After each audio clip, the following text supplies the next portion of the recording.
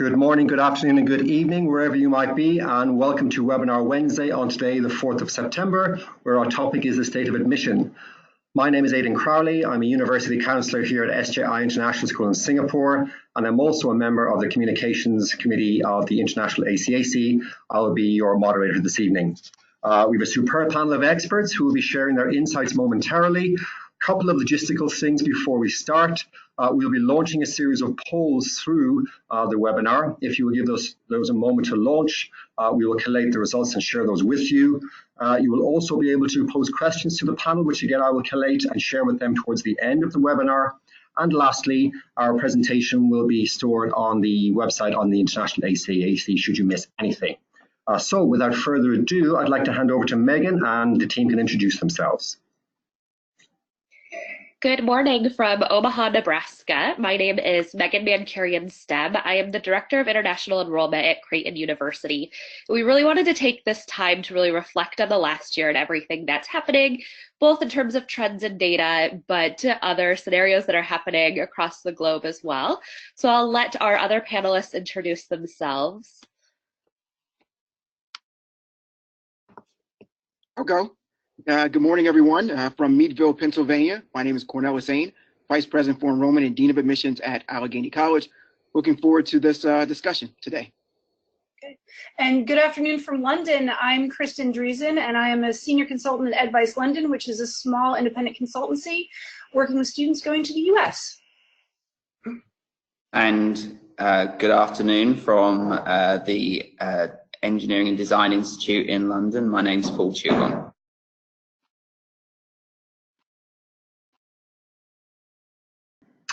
So we will launch the first of our polls. If you could respond to those, please. So firstly, we'd like to know who's in the room with us.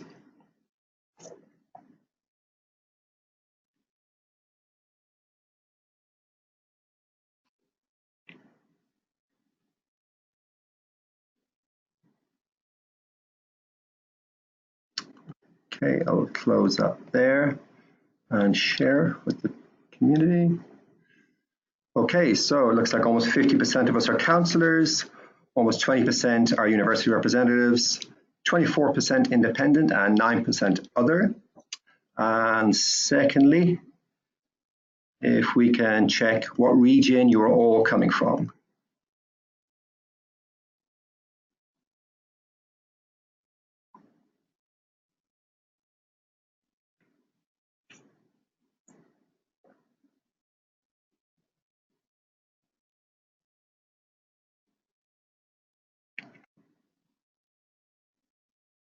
Okay, I'll close it there.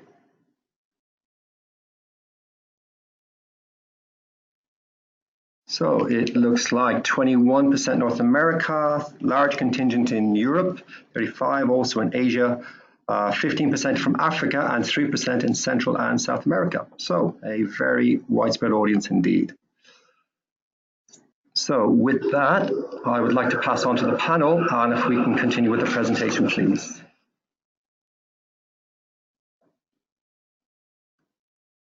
So this is again Cornelis Zane, Vice President for Enrollment Dean of Admissions at Allegheny College. I'm taking over the first section, current trends in the United States. First and foremost, though, thanks to those who have taken time out of their crazy schedules to join us. I'm sure based on the representation, if you're on the counselor side, you're going crazy right now trying to schedule visits. If you're on the admission side, you're going crazy trying to fill your calendar for the next month or two, depending on how long you're out. So I appreciate the time that you are giving us today. Quick overview. I'm going to discuss demographic shifts, observations, and address how those shifts have impacted Allegheny College and our international efforts. I'll end with some talking points as it relates to resources. So we'll just jump right in. I'm going to imagine many of you are familiar with the projected decline in high school grads in the United States. If not, you're probably looking at this slide and finding it somewhat shocking.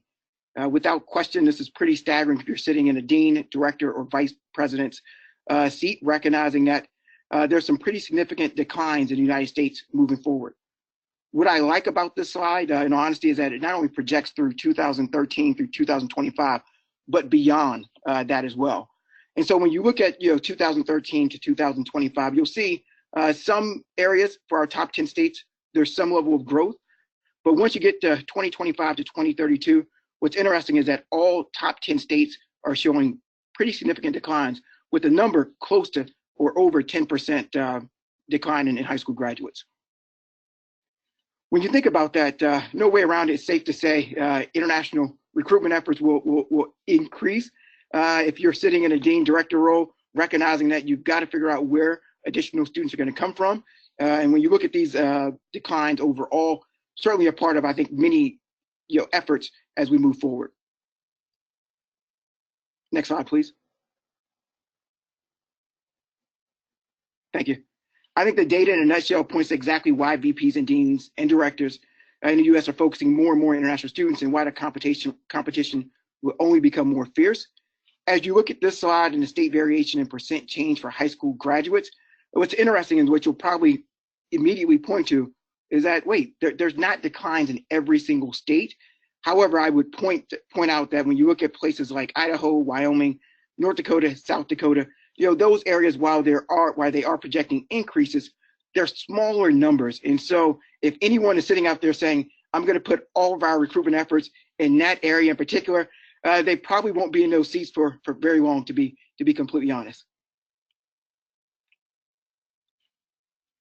I think consequently, when you look at the numbers overall, I think the recruitment efforts abroad also increase about international students. And what I mean by that is, when you look at the breakdown, if you are sitting in an area that is projecting more than 10% or greater decline in high school graduates, no way around it. You're saying to yourself, all right, while we know we can look at some of these areas where there's some projected growth, we can't make all of our efforts based solely on that. And so as I think about what I'm looking at in the conversations I'm having with both senior administrators as well as trustees, is that there's no way around it. We can't sit, in particular being located in Northwest Pennsylvania, and focus solely on our backyard. And it's somewhat, in honesty, a double-edged sword. The closer we are to home, the stronger our yield. The further we go away, the yield drops pretty significantly, in all honesty. But the issue at hand, though, is that with the decline in population, there's no way we can stand and say we're only going to focus on our backyard. Next slide, please. Last slide with a bunch of data. I just thought you might find it interesting to see where the population shifts are growing, but also declining.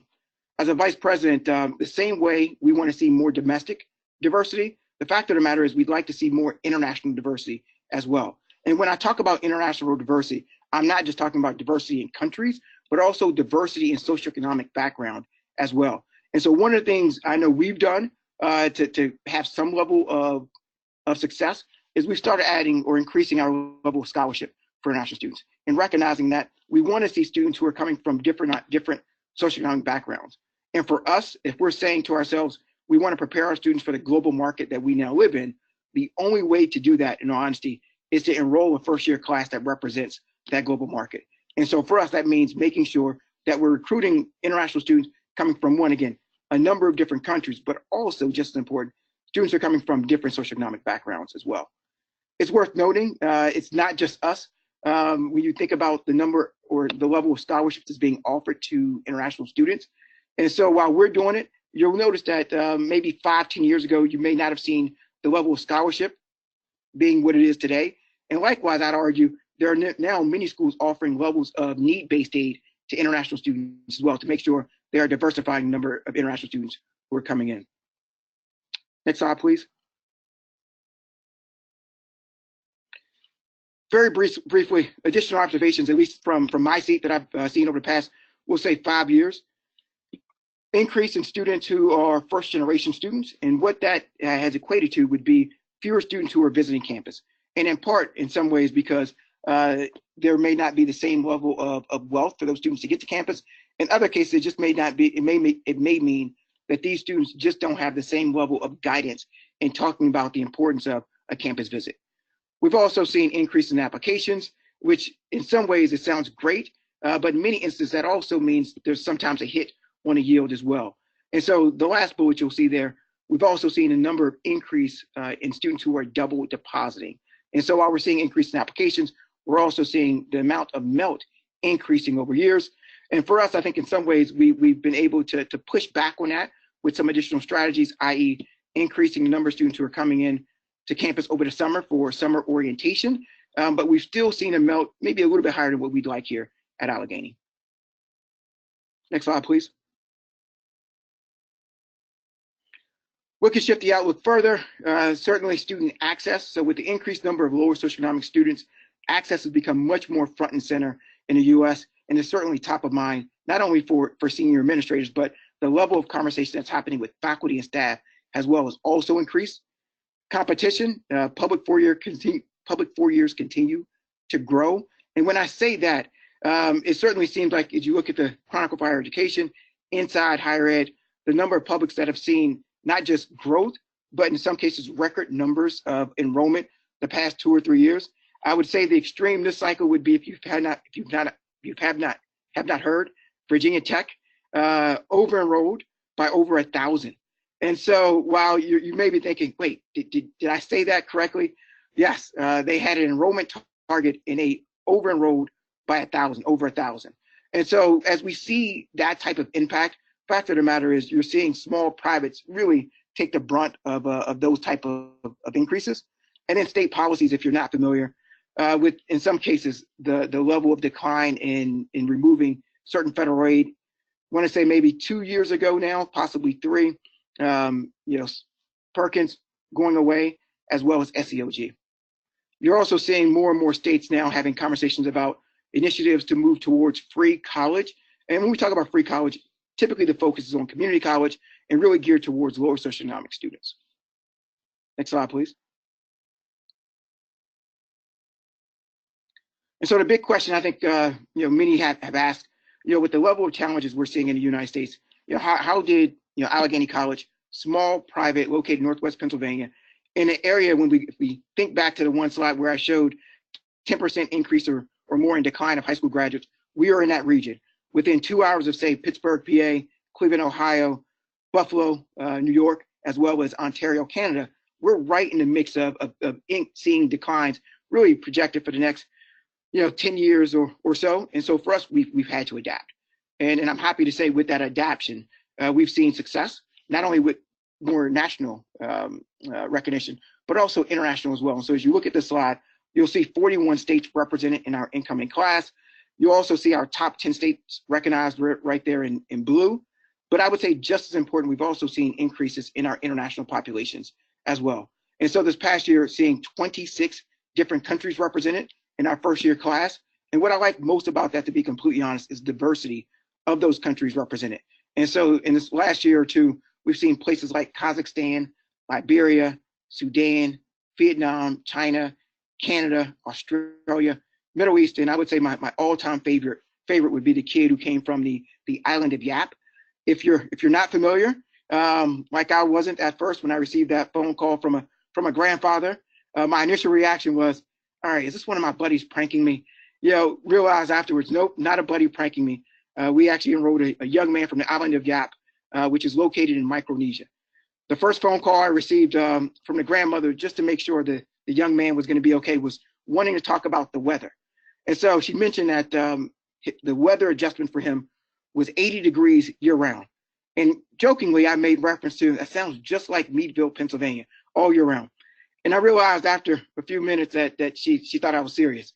And so I had to tell her immediately, no, you're going to get 4 seasons and you will most definitely see some snow as well. No way around it. I would attribute a good bit of our success, to our international recruiter, Chris Seeger. I think he's taken an approach that is quite unique, overly personalized to a level where I think these students who are coming from areas that may not traditionally be targeted, we're seeing success in those regions. I'd also argue having a president who has made this a priority. And so it's not just an admissions priority, but it's an institutional priority where she's saying she wants to internationalize the campus community, not only through increasing by students, but also focusing on curriculum as well as faculty. Last slide. And so if you're wondering where I received or pulled the data from, it's WICHE. And so for over 40 years, the Western Interstate Commission for Higher Education, also known as WICHE, produces this knocking at the college door projections for high school graduates. And they typically come out with this report, I'd say every 4 or 5 years. The latest edition projects states and race/ethnicity through the class of 2032 in the United States. I'd recommend starting with just the executive report, That's between 6 to 8 pages. If you want to see the entire report, it's about 160 pages. So that's my time. Thank you all. To those of you who are hitting the road shortly, safe travels.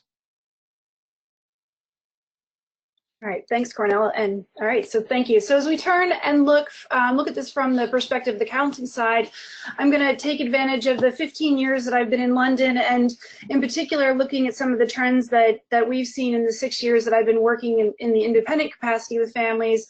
These are families primarily from the UK, but also Europe and the Middle East, and their primary focus is the US. So the start of my time 6 years ago, our students lists were almost exclusively made up of universities from the US. There may have been 1 or 2 students whose families had a connection to Canada, either through family or through something else, where they might have a couple Canadian applications alongside.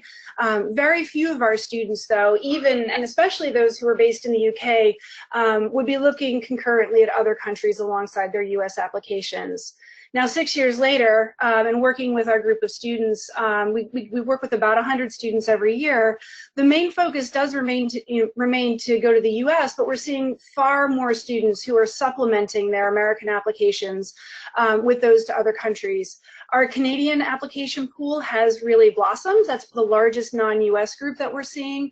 We're having many more of our UK students who are also concurrently now applying in the UK alongside the US. And in the last 2 years, we've had our first Dutch and Italian applications to go alongside.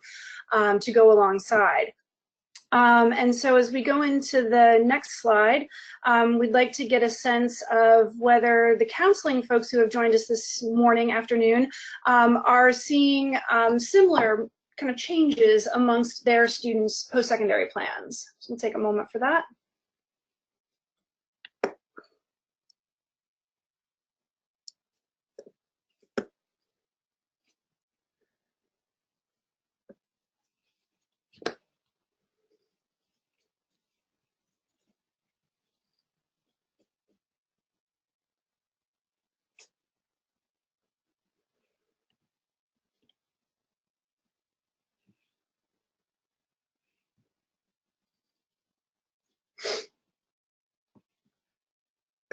Okay.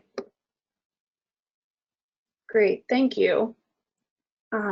So you can see that the vast majority of our counseling side colleagues are seeing an increase in the number of countries that students are looking at for their post-secondary plans, and that certainly tracks, we go to the next slide, certainly tracks with research I and a group of colleagues did for a session at International ACAC this summer and one upcoming at the Louisville Conference for NACAC this fall. And over the next few slides, you'll see results of polls that we took in that session this summer, where we polled our audience on exactly this question. We're looking at what's impacting those decisions for students, and so this is reflected in broader global student mobility trends. So first, and this is by no means exhaustive, but first you will see cost, although this is not represented on this slide, but will be in the next. Cost is a huge factor for international families. The average cost of tuition is approaching $37,000 per year at private institutions and just over $22,000 a year for out-of-state students at publics. So US tuition is already wildly outpacing institutions in other countries, and that's before adding in the cost of room, board, and assorted fees, and then multiplying that by 4 years. I'm sure you're quite familiar with those challenges. But if we add in currency fluctuations and economic insecurities across the globe, if you're watching the BBC this morning, you know the UK is doing its part to add to those insecurities today. It's an incredibly big ask of international students to foot the cost of this education when there are other less costly options in other countries. And while financial aid is available for international students, and kudos to Cornell for the institutional priorities that you and colleagues across the US have to provide aid and scholarship for international students, the reality is that it's really quite limited, and in a lot of cases can't cover the full cost of attendance for many students. Added to that, you have the extra complicated layer of aid decisions being tied to admissions decisions, and that need awareness then makes the competition for both funds and for places at universities that much stricter and stronger. But I want to back it up a step, because the mere act of applying to university in the US is expensive to the point where it could be prohibitive for students. So for example, if you have a prospective engineer who wants to study in the US and wants to apply to 10 universities to maximize opportunities to aid and to seats, it's entirely possible that she could see a cost of $1,000 to $1,500 just for the act of taking the tests and applying for the privilege of submitting her application. And while you can minimize those costs through fee waivers for applications, the reality is that the equivalent fee waivers for ACT are not available and are quite scarce for SAT and SAT subject tests. Never mind then if that student then has to travel because of a lack of testing centers nearby to where she's located. So that's one of the factors that goes into testing. You know, there are lack of local test centers, there are fewer SAT dates offered overseas. We welcomed the rollout of the computer-based test for the ACT, but it has not gone as smoothly, I think, as everyone has hoped, and we have seen a decline in the number of test centers there. Couple that with cancellations and test security issues, and it really becomes a big hurdle to even say I'm going to undertake this part of the application. So next slide, please. We can't, though, at the same time, we can't discount the political factor as families are making decisions as well. Just this week, on Monday morning, I had a long conversation with a European family that we're working with as they're working their way through whether or not to send their son to the US. Now, he desperately wants to go for all of the reasons that you might expect, but they are, you know, they're harboring some very serious reservations at the moment. So, you know, wrapped up in their concerns, we have anti-immigration rhetoric coming from the US. They have serious questions about their son's safety in light of what they're seeing as an increase in speed and frequency of mass shootings and lax gun control to go alongside of that, including, this is really sad, 3 students arrested for gun offenses on college campuses this week in the last 7 days. And then for them as well, their worries about the issues and the rise of white nationalism. And beyond those serious issues are the question of whether or not he would be able to enter the country if he was admitted and then decided to take up a place. You know, just last week, a young Palestinian man was denied entry at reportedly because of his friend's social media postings. He already had his visa in hand, and it was during his visa inspection that he was turned away. Now, he's been able to come in subsequently, but that incident has already got counselors in our community wondering if they should advise their students to scrub their social media accounts. And this is in advance of a school trip. This is not even in advance of applying for their student visa. And further, in watching the chatter in our Facebook group, you know, it's not uncommon to see the anecdotal evidence that students are having a hard time at interview, getting the interview, getting past the interview, getting the interview done in time to start their studies, you know, right now, really, for many of the students going to the US.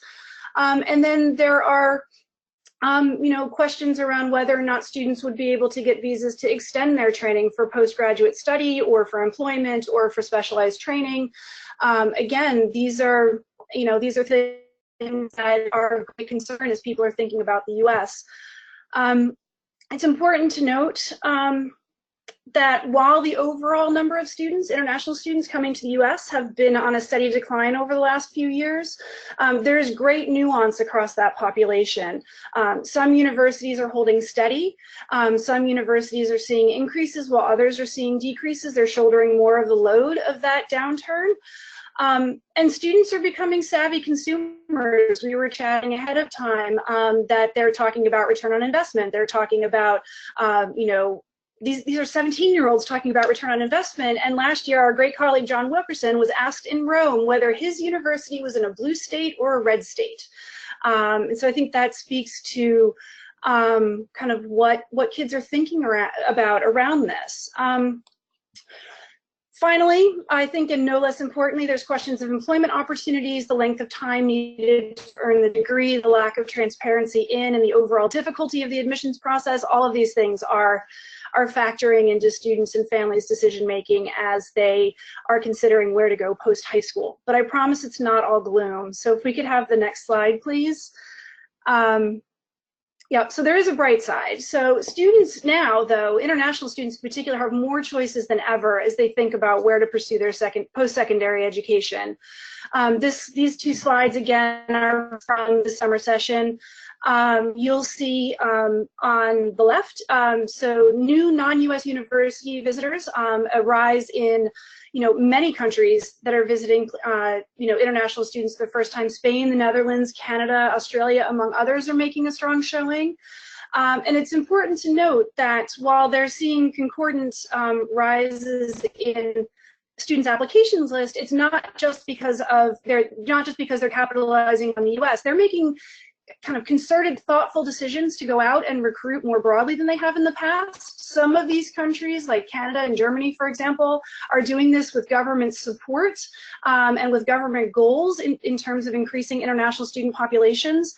And I think students, too, are drawn to less complicated, more transparent application processes, no need for the SAT or the ACT, and a rise in both English taught and liberal arts style university programs across a wide variety of countries. The US no longer holds the corner of the market there. So if I could have the next slide. It's also meaning, as Cornell mentioned, that US universities are getting creative in the way that they are recruiting students, taking personalized approaches. They're visiting new countries, as you can see here. They're taking on new strategies as they think about financial aid and cost. So next slide, please. We've seen as well, sorry, it's not as fancy a slide, but we've seen more universities who are going test optional. And just yesterday, in a wonderful coincidence of timing, Sarah Loring posted a list of 250 US colleges and universities that are test optional for international students rather, and that's linked in the Facebook group. And there are more universities than in years past on the financial aid list for international students compiled by Jenny Kent and Jeff Levy, and that's also on the Facebook page and linked on the website. And so I think as I close it up, overall, I don't think that the US is going to see a swift uptick, although I do think that the tides will turn in the US. History has shown that after downturns such as the one after September 11th, that international students do find their way back to the US. I don't think it's going to be quick. We're probably not going to see it in this cycle, but the real bright side is that the kids out there have an incredible array of options and are going to be able to exercise that choice as they and their families are making their decisions about where to do post-secondary education. So thank you.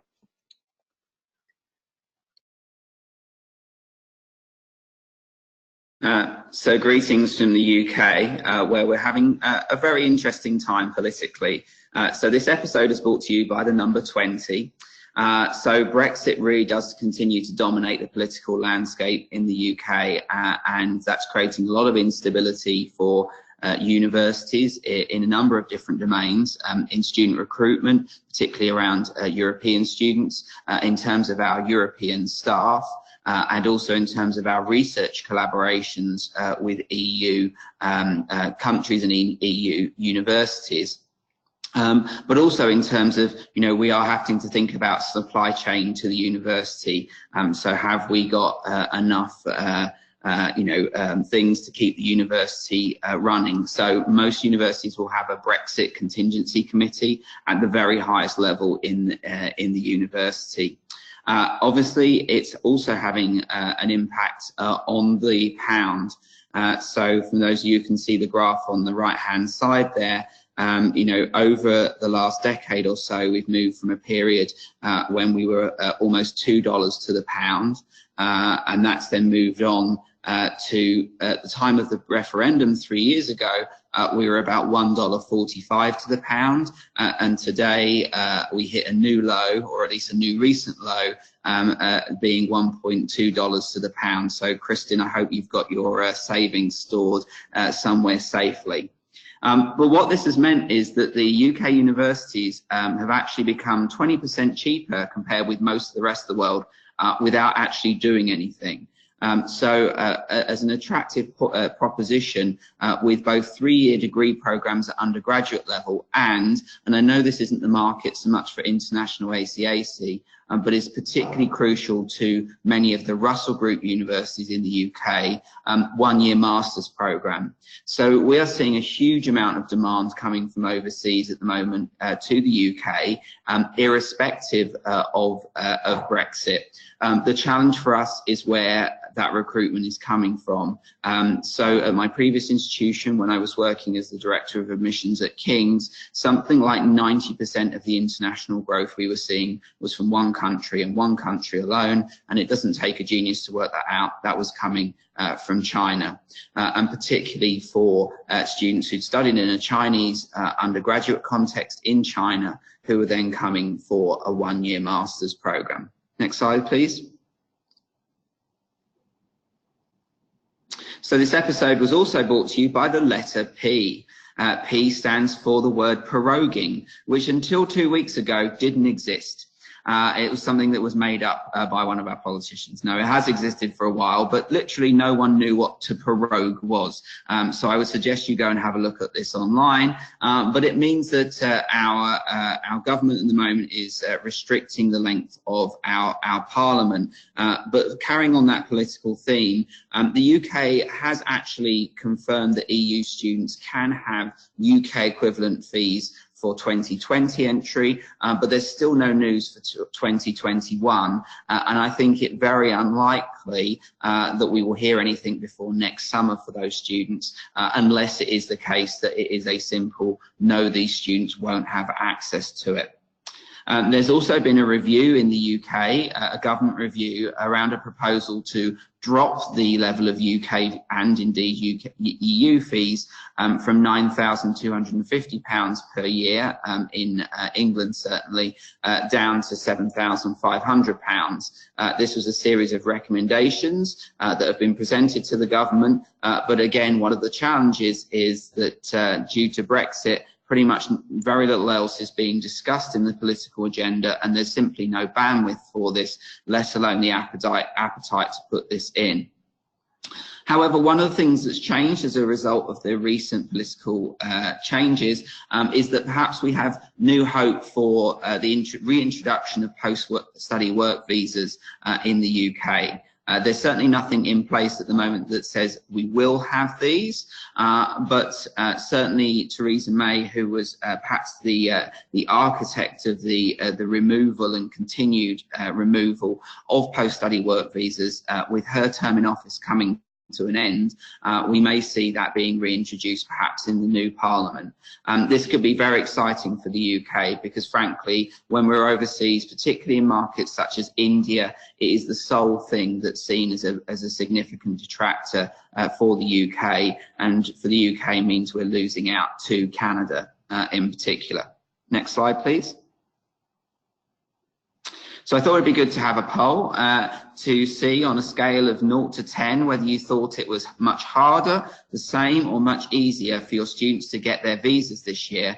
Because I think sometimes there is a risk that the anecdotal of the one or two that make it into the media, is it the reality? And I do worry that we're scaring off our students when actually 90% of them get through fairly easily. So it'd be good to have a poll on this now, please.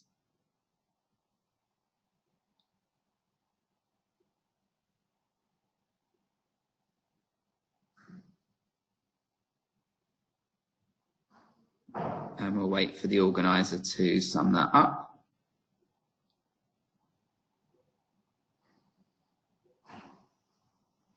So that's quite interesting. If we can skip back to the main view, there we go. Whoop, whoop. So I think you saw from the poll that 71% of you are saying that it is much the same. And that's certainly my experience with the students, is that actually for the majority of students things are okay, but I think what's happening is that those really difficult cases, and for that student it is horrific, you know, they are much more well publicized, and we need to be mindful of that when we're working around the globe and explaining that actually on the most part students are having a fair experience. They need to be organized, they need to be timely, but they are making it through the process. Next slide, please. So in the UK context, international numbers are extremely strong at the moment. So as with the US, we are heading in a demographic dip at the moment. The number of 18-year-olds in the UK population is somewhat lower. We had a reprieve about 3 years ago where, thanks to a contraception scare in the UK, numbers improved briefly. But sadly, we are very much in the bottom of a demographic dip, which will continue for the next 2 years. But then the UK does see a recovery in terms of the number of 18-year-olds in the population, but it will take about another 8 years for us to return to the high point that we saw around 8 years ago. But the market internationally is extremely strong. However, most principals and presidents of universities continue to be extremely concerned about the diversification. The reliance of the UK at master's level, which is often seen as the cash cow of the UK sector, is extremely high, with some classes being 70 or 80% Chinese. And this creates challenges in the teaching arena, but also in the student expectation and student experience arena as well. So in the UK context, for those domestic UK EU students, we're seeing a real scrap for places.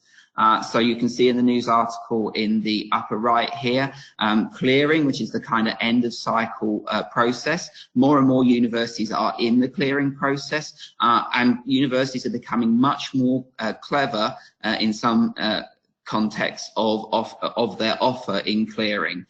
So, you know, whereas it used to be scholarship or a laptop, now universities were discounting with cash, and in some circles this was seen as somewhat vulgar.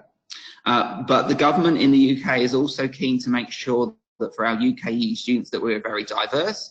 So even the second oldest university in the UK entered adjustment this year, but only for students from those widening participation backgrounds, where they recruited around 70 students from non-traditional families to see a much more diverse cohort entering that university.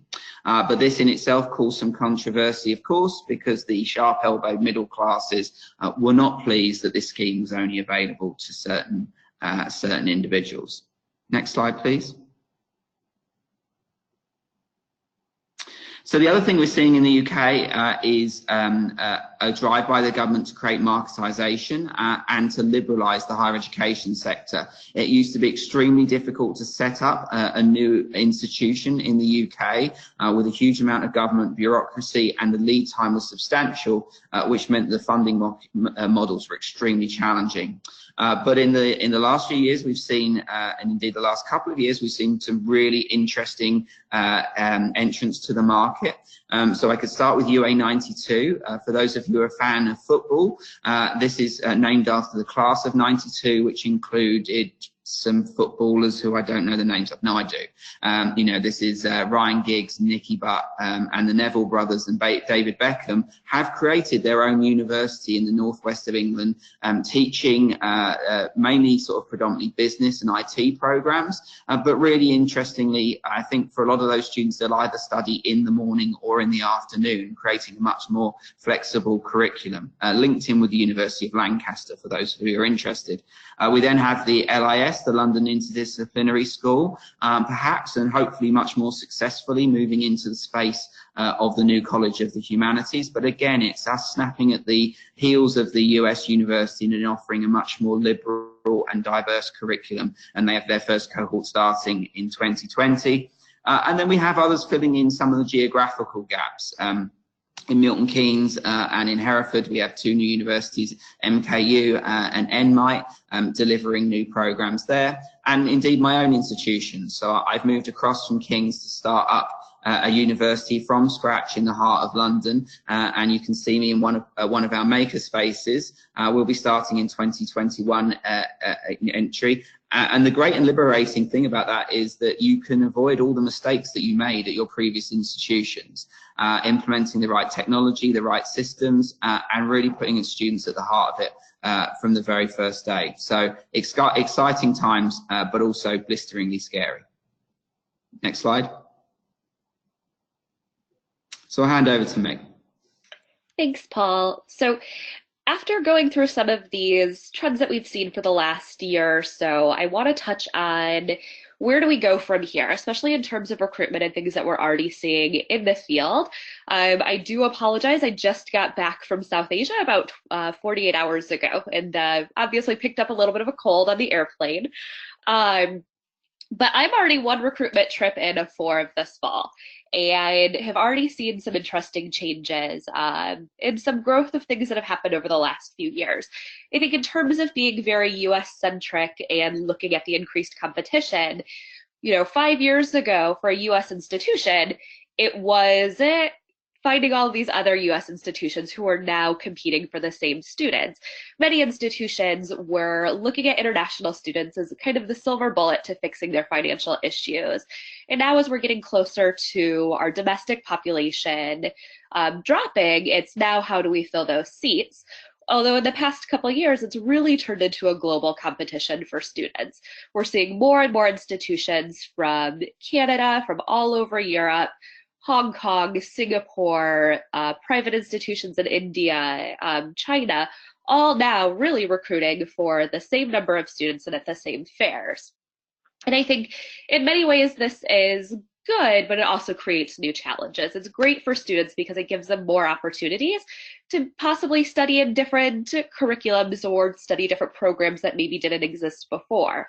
However, it creates some interesting issues as well. So from the university side, it's becoming more and more difficult sometimes to reach students or even get into different high schools. So for example, one of the ways that a lot of the schools in Southeast Asia have combat this issue was they, over the past couple of years, have been getting more and more visit requests from students, or from universities. Some of these high schools have been getting upwards of 300 plus visit requests a year.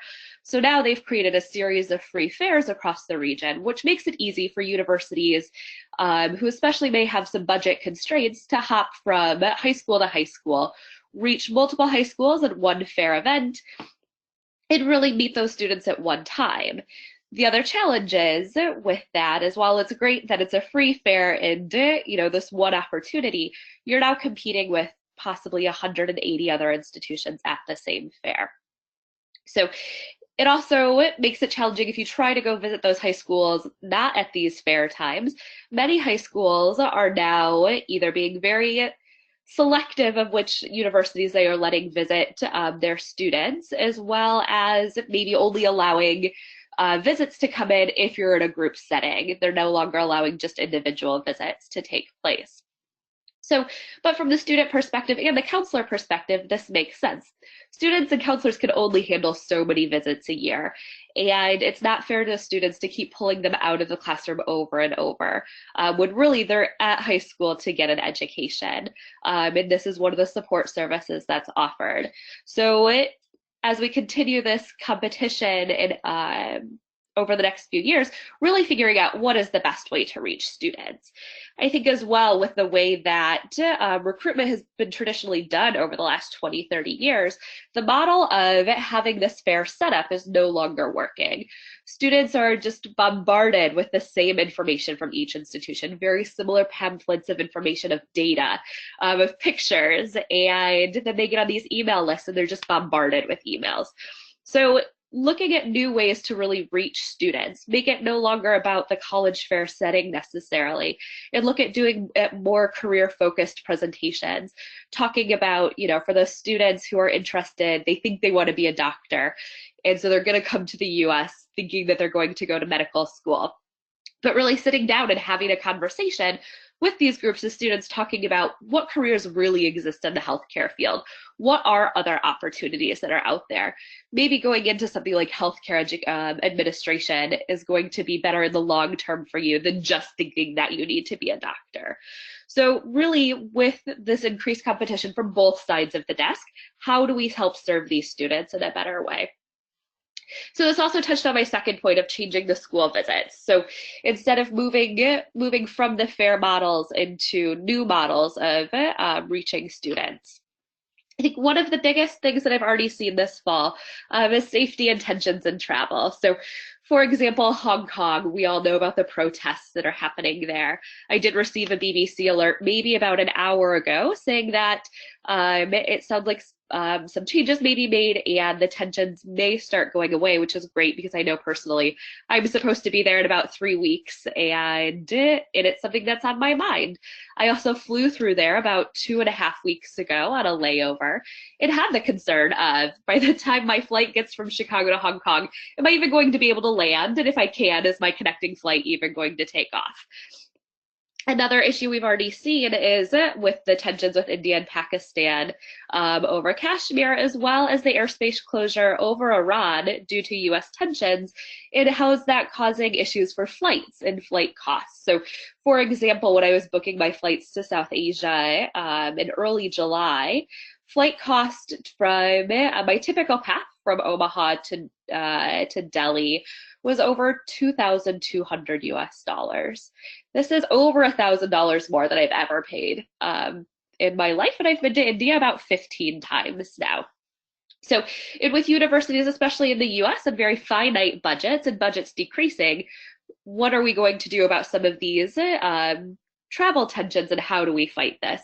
For me personally, I decided to spend the extra 12 hours in the air and flew the other direction around the world just to save about $1,100 because I do have a very finite budget and I have to make sure it goes as far as possible.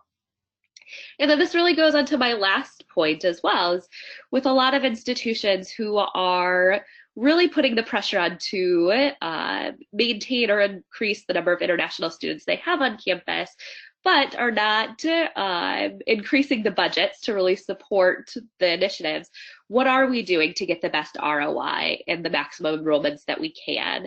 A lot of institutions are looking at more armchair recruitment models, including the use of social medias, using peer-to-peer companies, and using new search companies and tools, including, SAT name buying, TOEFL name buying.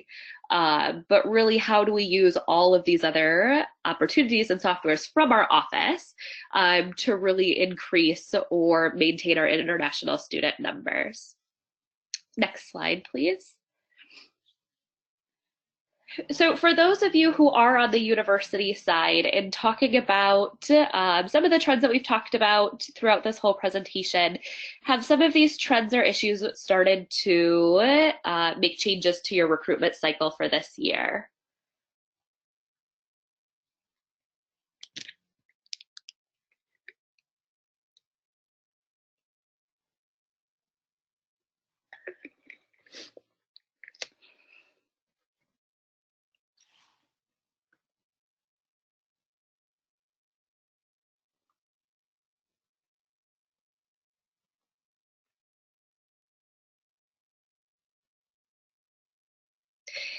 And this is about what I've experienced in talking to institutions over the last couple weeks in South Asia. It's really a lot of these new pressures changing how we think about recruitment and what's going to be best for each institution. And really trying to combat, the issue of how do we get the best ROI on the budgets that we have. So with that, we could go to the next slide. And we do want to thank everybody once again for coming. We do have some time now if people want to, I believe they can type in answer questions in the chat box, and then we would be happy to help answer any follow-up questions you have. Hi again, everyone. Aidan back in here. I do have some questions from a number of sources, so I'll try to refine these so we have time. First question is also regarding KCL and advice. Do you think that Brexit will create a lot more openings for international students, especially from China and, of course, Hong Kong?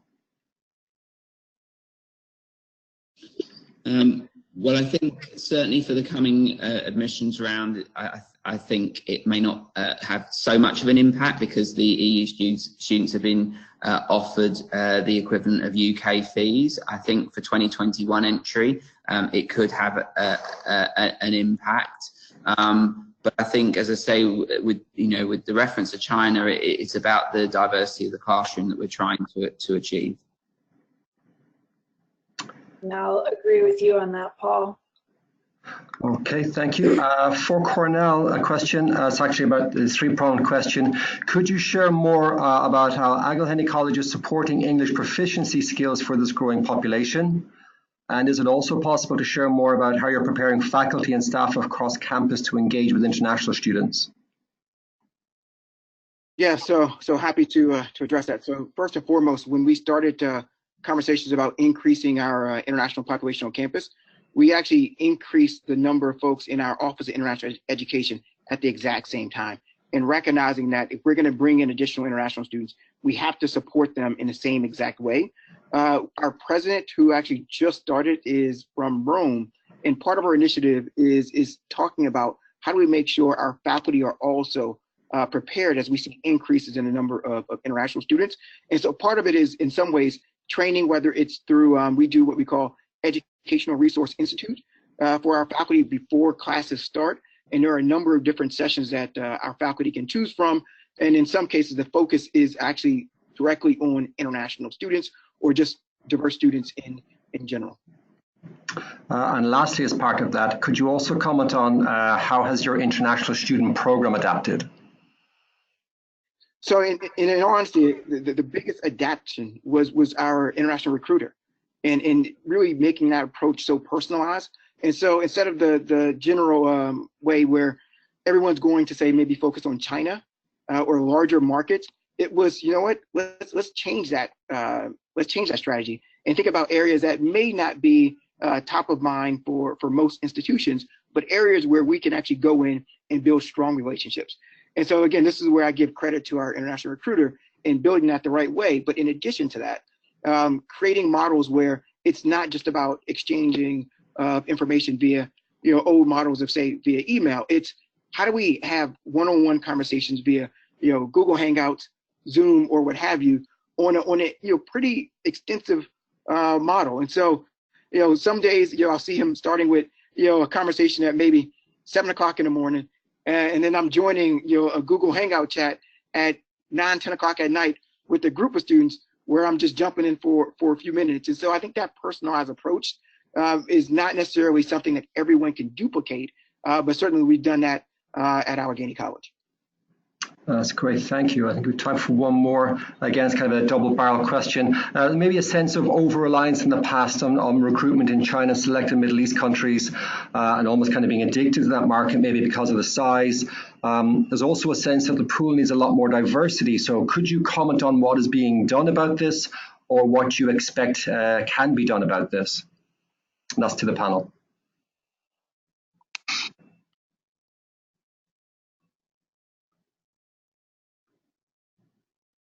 Megan, do you want to go first?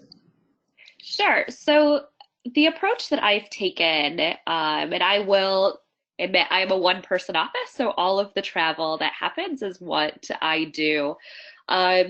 Even though China is still one of the top senders of international students to the US, it's actually a country I don't even travel to in the year. And I do travel to, last year it was 24 different countries. And so similar to what Cornell was just touching on, it's really looking at what are some of these secondary markets that institutions aren't necessarily traveling to often to really reach students who have the desire to come to the US. And making those connections, having that personalized visit and a personalized follow-up. And that's really helped us maintain our enrollment over the last few years, which has been great being a smaller private institution in the US. We've also done a lot to really change our application model to make it easier for international students. So our application process is free, but we've also become test optional. We're also a lot more liberal about English language proficiency. So not only do we accept TOEFL or IELTS, we do accept Duolingo and PTE. We also waive the English language requirements for students from IB or A levels or certain other curriculums. So really making it as easy as possible for students to apply and to have that opportunity. I also have a personal goal for myself, since I also review all of the applications, to try to have a turnaround of about 2 weeks for students. We do have a rolling application process, and so not only getting their admission done, but immediately letting them know what their scholarship opportunities are as well. We want to make sure students have as much information as quickly as possible and upfront, so they could really start making those decisions, especially as, you know, students are starting to apply to more countries and not just focusing on the US. Not everybody has a May 1st deadline like the US. That's really just a US thing. So how do we make sure students have all of the information they need to make that decision? That's great. Thanks. Anyone else can speak to that? I think I'd just add that I think, you know, the use of agents, as much as we have different views on them, frankly, for diversity in the classroom, you can't be everywhere, particularly if you're a small institution. And agents are, if you work with them appropriately and effectively, a very good way of diversifying your classroom. Thanks for that. Just one question came up there, Megan, related to your mentioning of Duolingo. From the British university side, is Duolingo also being accepted in UK universities? So hard for me to speak on behalf of all 150 universities, so I won't. I think that the challenge with it, is you know, and Sam Fleischman and I have discussed this at length. The UK government is very clear that it wants evidence of an ability in all four skills, and to the best of my understanding, at the moment, Duolingo does not give us a record that demonstrates the ability in all four skills.